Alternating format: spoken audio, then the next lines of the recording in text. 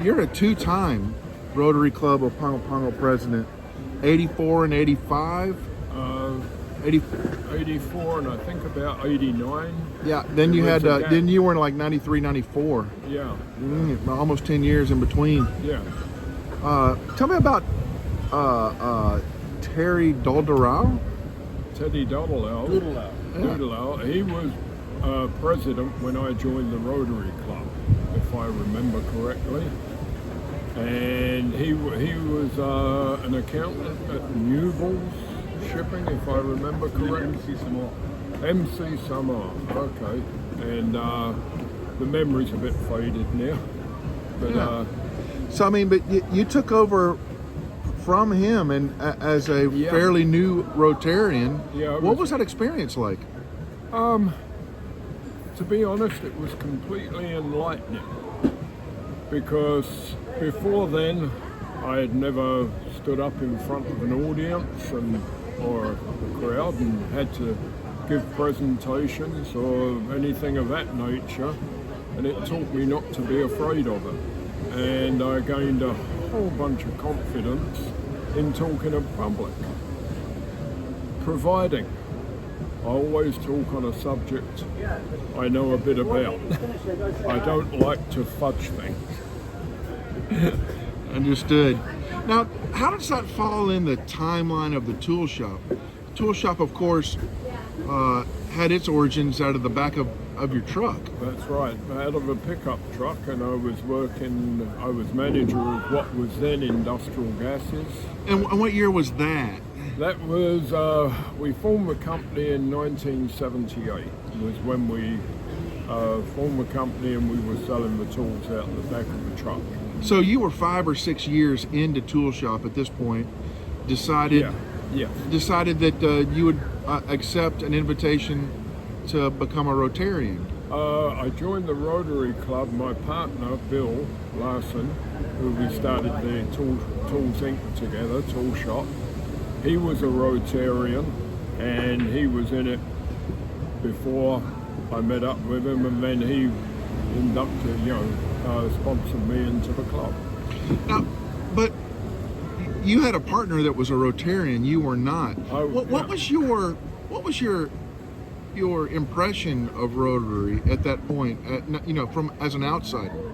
It was a lot of fun because I knew a lot of people in it. The person who happened to be my boss at the time, Andy Nessheim, he owned Samoan Gases, and he was a member, and I knew a lot of the Rotary members, but I'd never thought of it before Bill said, well, let's join.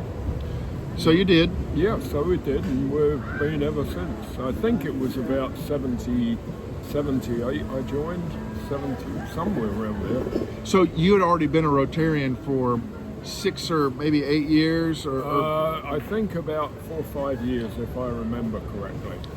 So now you're the president. How is it different than it is today? It was far more regimented in the rules. You had to follow meeting rules and attendance and things of that nature. It was still a lot of fun. That's been one of the blessings of our club. It's always been a lot of fun, and it's enjoyable to go to, and it's different from it. It's not the old what can you say, a stuck-up bunch of people.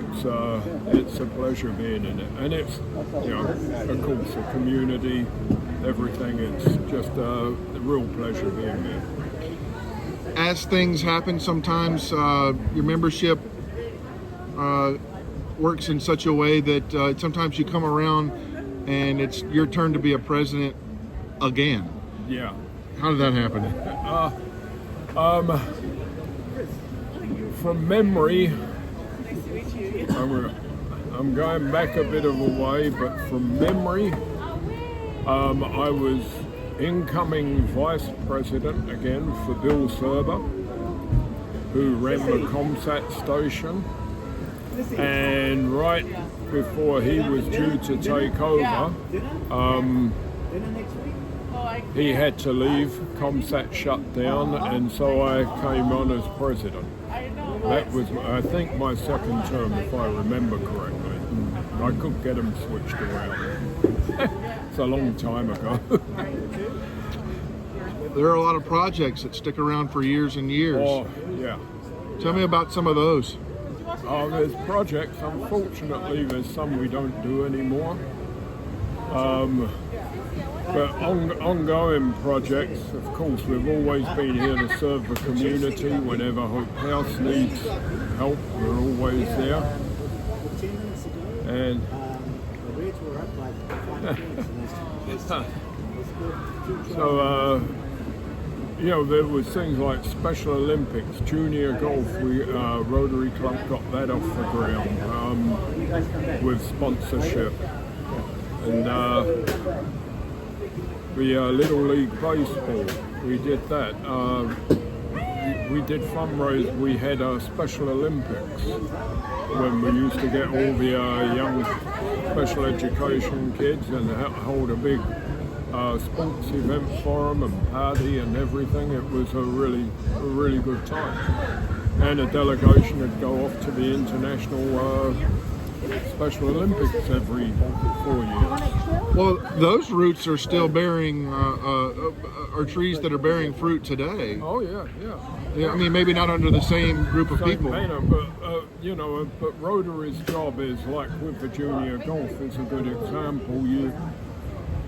You lay the seed and the foundation, and then you hand it off to another group who's more involved in it, and like the Pala Lagoon. The Rotary Club starts it, and then it's not for them to maintain it. It's a community project. It's for the community, so you want the community involvement. Rotary has accomplished a lot over, let's see, 58 would make your 50 years in Rotary. I mean, 2028 would make 50 years in Rotary for you? Yeah, I think around there. I can't confirm it for sure. I'd have to look at the records, but it's been a journey which I've enjoyed. What about... And still enjoy. What about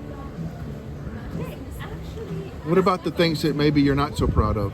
Or things that you regret, or the ones that got away? Are there any of those?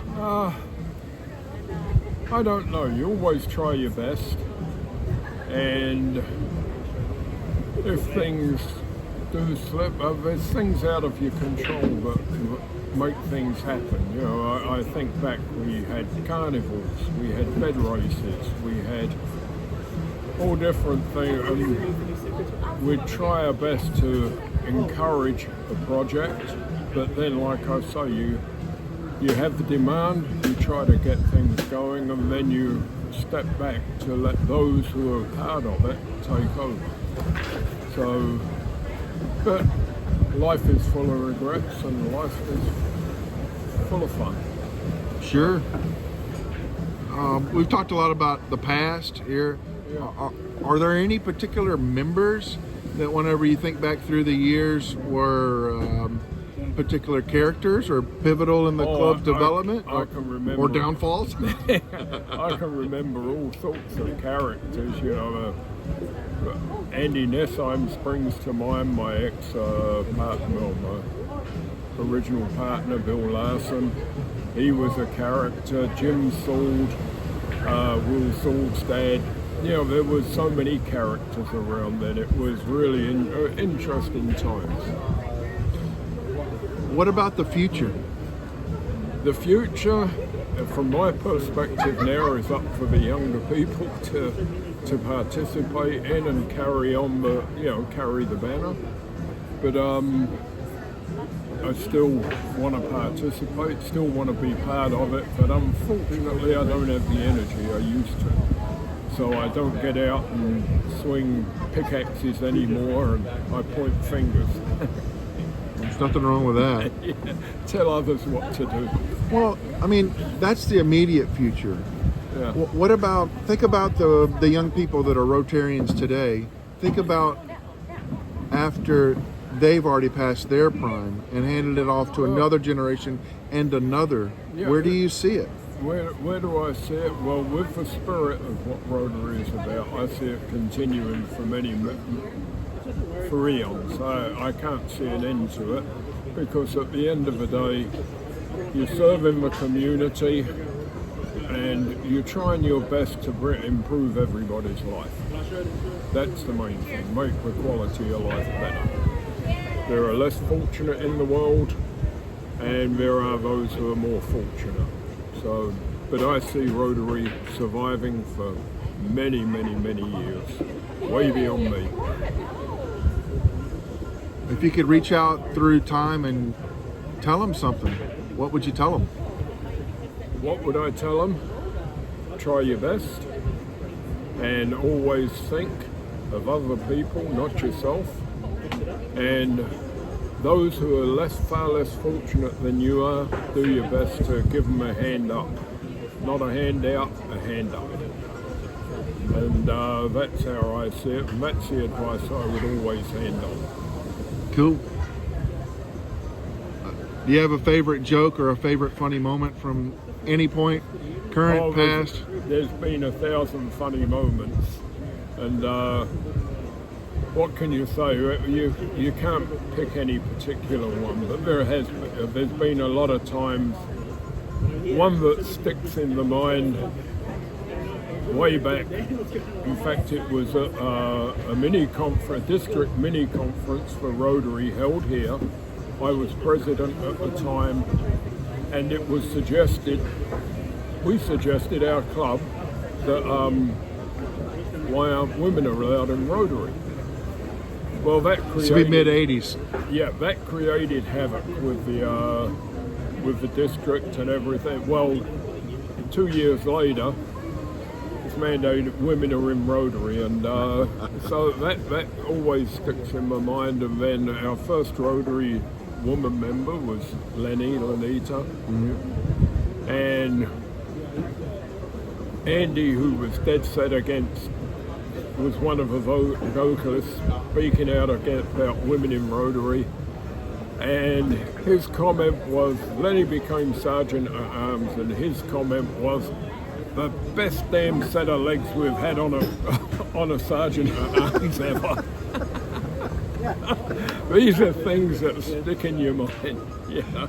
All right. And I could go, there's a lot of stories, and some which I wouldn't want repeated. All right, so let's end on that note.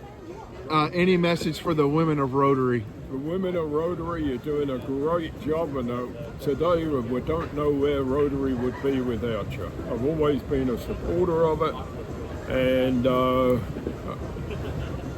what can you say?